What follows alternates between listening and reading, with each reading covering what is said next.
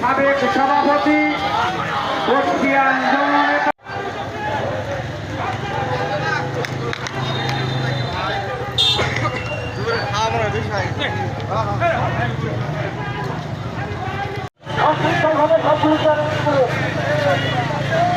সম্মানিত নেতৃবৃন্দ,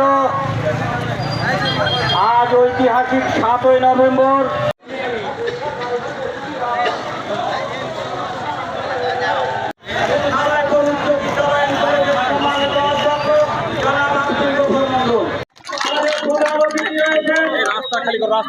রাস্তা খালি করে দাও।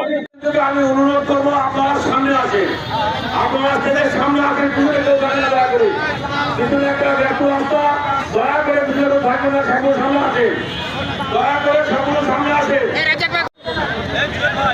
আমাদের